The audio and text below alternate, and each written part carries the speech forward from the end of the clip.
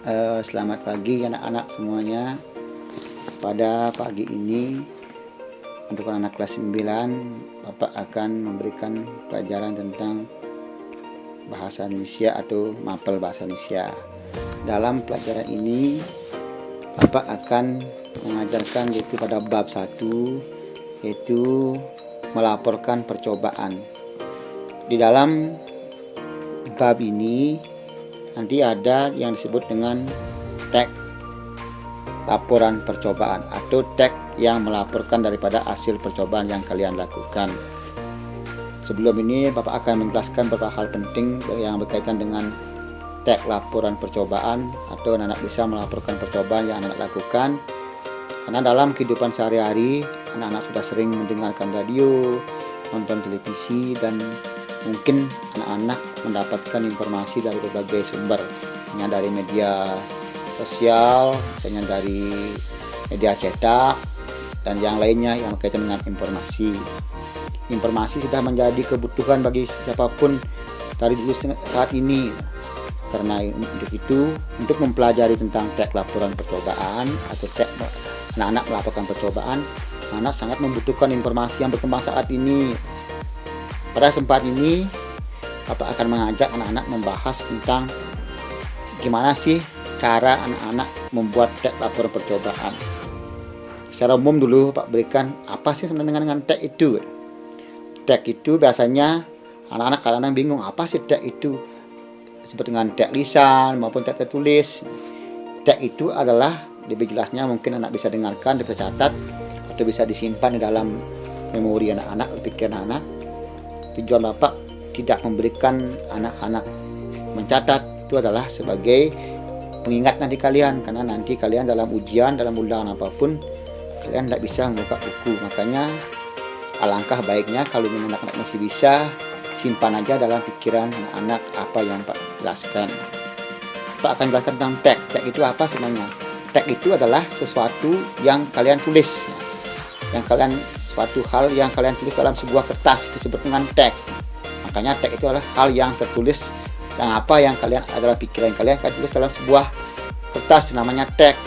Biasanya tag itu kalau ada sepertinya tag laporan, misalnya tag Pancasila, itu harus dibaca.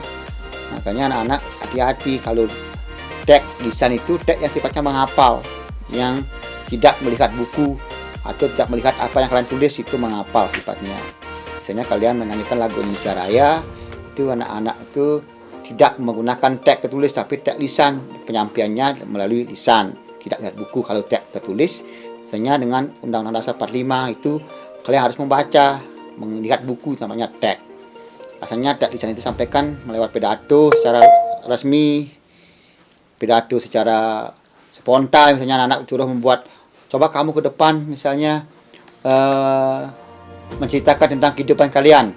Otomatis kalian itu tidak akan bisa melihat buku.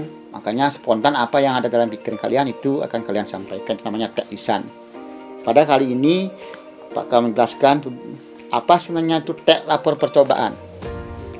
Pengertian secara umum, tag lapor percobaan adalah suatu tag yang menceritakan tentang percobaan yang dilakukan oleh peneliti. Sekali lagi Pak ulangi, tag laporan percobaan adalah suatu tag yang menceritakan tentang percobaan yang dilakukan oleh peneliti. Berarti kalian telah mencoba. Apapun yang kalian laporkan itu, yang kalian buat itu berdasarkan cobaan atau diuji coba dulu, baru kalian laporkan sesuai dengan fakta yang kalian temukan dalam sebuah pelaporan. Misalnya kalian melihat teman kalian melanggar, kalian bilang, oh si A melanggar, tanpa adanya bukti, tanpa adanya fakta, kalian tidak bisa menjelaskan. Itu bukan tag lapor percobaan yang benar. Kalau tag lapor percobaan itu tag yang didapatkan atau yang dilakukan dengan uji coba. Misalnya kalian mau membuat vas bunga, kalian harus mencoba gimana sih vas bunga itu, misalnya bentuknya seperti apa, sehingga kalian tahu. Lalu kalian coba buat rangka, buat alat-alatnya seperti apa, kumpulkan, baru disebut kalian bisa laporkan. Nah, untuk menyusun tag lapor percobaan, ada beberapa tag yang melengkapi. Kalian harus paham itu. Sebelum kalian membuat laporan percobaan, kalian harus paham apa-apa saja tag yang mendampingi, tag yang melengkapi kalian membuat itu. Mungkin kelas 7, kelas 8 kalian udah paham. Yang pertama itu ada teks observasi. Nah, mungkin kelas 7 udah pernah diajarkan. Kalau teks observasi sangat penting. Kalian sebelum kalian membuat teks laporan, kalian harus mengetahui dulu apa sih teks observasi itu. Teks observasi adalah teks yang didapatkan berdasarkan pengamatan. Nah, makanya ada kaitannya dengan teks lapor percobaan. Kalian amati dulu apa yang kalau kalian buat. Misalnya di contoh di buku ada sepeda ontel. Sepeda ontel itu apa sebenarnya sih? Berisi apa? Kegunaannya untuk apa? Apakah ada isi ban, ada isi rem? Itu kalian harus hafal dulu.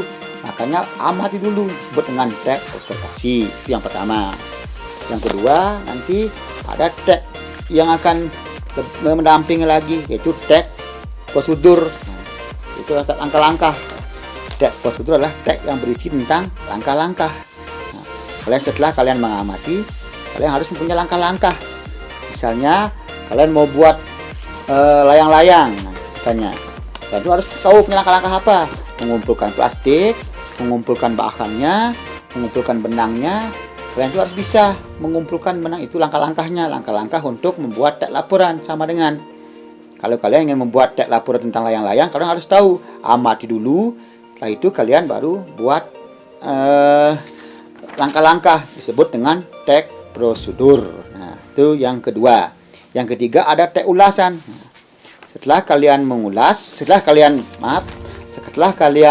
mempunyai pengamatan, kalian mempunyai langkah-langkah, kalian lalu menjelaskan, mengulas. Nah, plastiknya untuk ditempel di bambunya, benangnya untuk mengikat, lalu lemnya untuk merekatkan pada rangka. Itu harus dijelaskan, ulaskan, sama dengan sepeda jengki tadi ada di bukunya. Ini belnya untuk apa? Untuk memberitahu pada orang yang lewat. Bannya untuk bisa berjalan di atas aspal misalnya. Remnya untuk menghentikan perjalanan. Nah, itu harus kalian ulas. Dan yang terakhir kesimpulan. Simpulnya adalah kalian menyampaikan apa yang kalian mau buat. Misalnya kalian mau membuat vas bunga, buat layang-layang, kalian harus simpulkan. Akhirnya setelah saya amati, setelah saya punya langkah-langkah, setelah saya tahu tentang menjelaskan, saya akan membuat kesimpulan saya akan membuat layang-layang burung hantu dari kertas manila, kertas plastik gitu misalnya. Sama dengan kalian bisa membuat vas bunga. Vas bunga itu saya untuk membuat vas bunga dari kaleng bekas. Nah, simpulnya apa? Setelah saya amati, setelah saya punya langkah-langkah, setelah saya menjelaskan, saya akan membuat vas bunga dari kaleng bekas. Nah, itu misalnya. Itu namanya perlengkapan atau teks yang mendampingi kalian dalam membuat sebuah teks laporan. Nah, untuk membuat teks laporan, ada ciri-cirinya. Ciri-ciri itulah sebelum kalian menjelaskan, sebelum kalian membuatnya, kalian harus tahu ciri-cirinya. Oh, apa sih sebenarnya teks ulasan itu, teks laporan itu? Kalian harus bisa menjelaskan ciri-cirinya apa. Nanti kalian akan mengetahui. Nah, misalnya nanti teks ulasan ada ciri-ciri teks ulasan. Nah, ciri-cirinya apa? Yang pertama ada judul. Nah, itu jelas. Kalau kalian membuat teks tidak ada judul, nah, percuma kalian. Nanti orang-orang tak akan tahu apa sih yang dibuat oleh anak ini. Nah, judul yang pertama. Judul. Nah, judul itu ada penjelasan. Nah, nanti kalian sudah buat judul, ada penjelasan seperti langkah-langkah jelasnya apa. Setelah kalian punya judul, kalian harus bisa menjelaskan apa yang akan kalian laporkan. Setelah itu, yang ketiga ada kesimpulan. Ciri-cirinya mempunyai kesimpulan. Itu disebut dengan ciri-cirinya, ciri-ciri teks laporan. Teks laporannya berisi judul yang pertama, harus ada judul. Apa judul? Tidak. Mungkin kalian bisa buat apa sih sebenarnya yang tulis anak-anak ini? Apakah judulnya apa? Itu kalian harus isi judul. Yang kedua ada penjelasan. Yang ketiga ada kesimpulan. Itu disebut dengan ciri-cirinya. Banyak lagi ciri-cirinya. Mungkin ada tujuannya. Nah, tujuannya apa? Tujuan saya membuat teks laporan adalah seperti ini. Misalnya kalian membuat layang-layang. Tujuan kalian membuat layang-layang adalah untuk menghiasi di udara, untuk membuat aspirasi pada masa libur sekolah. Nah, tujuannya untuk menghibur diri gitu misalnya.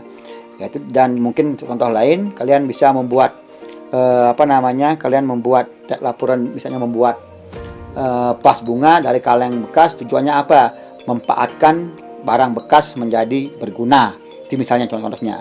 Dan yang ketiga, itu ada strukturnya. Yang disebut dengan struktur teks ada bagian-bagiannya.